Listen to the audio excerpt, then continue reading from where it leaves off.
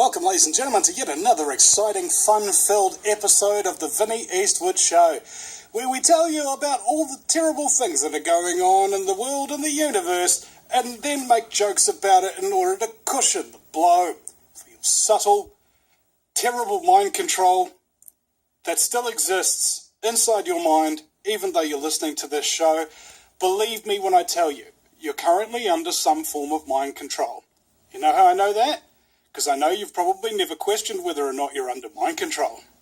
See, all these preconceived notions, all the things that you believe in, all the things that you have biases in favour towards, are the things that shape your thinking. And that is called mind control. Controlling the mind in a certain direction for a certain end. And if you're in denial about whether or not you're under some form of mind control, name me a subject that you will listen to that you really strongly disagree with, and you will listen to it through the whole way before making a comment or making a judgment about it. See, there's some certain subjects that don't fit into that category, are they? Okay, those are your blind sides. This is the way of recognizing what it is that you're dealing with here. You're dealing with full spectrum dominance of your own brain over a successive period of time by extremely well-financed, well-researched, and well-practiced techniques of mind control.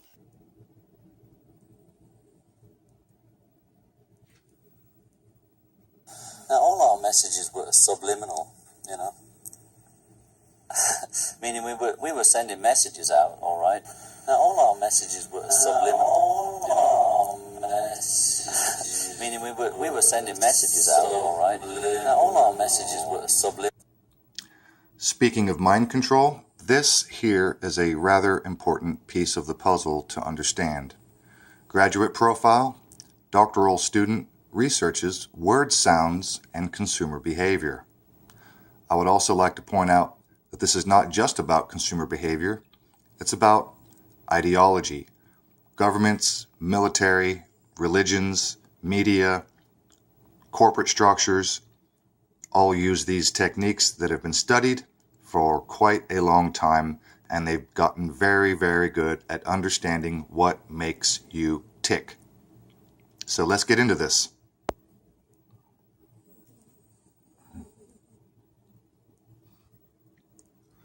Substituting words that sound the same but differ in meaning is a common occurrence.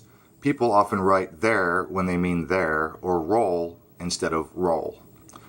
But can simply reading the word buy lead individuals to pay more to buy something? Does reading the word write influence how much people write? Which, by the way, is very, very interesting, because at the end of this article, it describes some studies that were done according to the word write and how it influenced people to write more. And we'll get into that in just a moment. How consumer judgment and behavior can be affected by words that have similar pronunciation but different spellings and meanings. Words known as homophones is the focus of a research project by Derek Davis of Cambridge, Maine, a doctoral student who will receive his degree in marketing from the Pamplin College of Business later this month. My primary research interest involves reading and how word sounds can influence consumer evaluations, judgments, and behaviors, says Davis, who will start a new job as assistant professor, blah, blah, blah. His research on homophones and consumer behavior, Davis says, builds on the theories of reading processes and comprehending written information, as well as, quote, priming. Reading about rude person, for example, can, quote, activate the concept of rudeness in the minds of the readers and make them more likely to later judge someone else's ambiguous behavior as being rude. Reading is a complex process containing both automatic and controlled cognitive processes, he says. When most people read, they subvocalize or speak silently. In initial reading processes, subvocalized word sound, not word spelling, activates meaning in our memory. Now that's very important to understand. Reading one homophone can activate concepts relating to the complementary unread homophone and influence later judgment if a secondary corrective process fails to suppress the meaning associated with the unread homophone. This effect, Davis says, is more likely to occur when consumers are mentally distracted. For example, when individuals read and subvocalize "by," meanings of both "by" and "by" are accessed from memory. Skilled readers are usually not confused and suppress or ignore the meaning of "by." However, when readers are distracted, it becomes difficult to suppress "by" meanings now activated in the mind.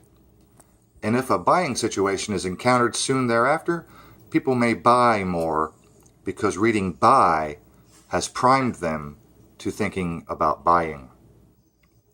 Now, here's where it gets interesting.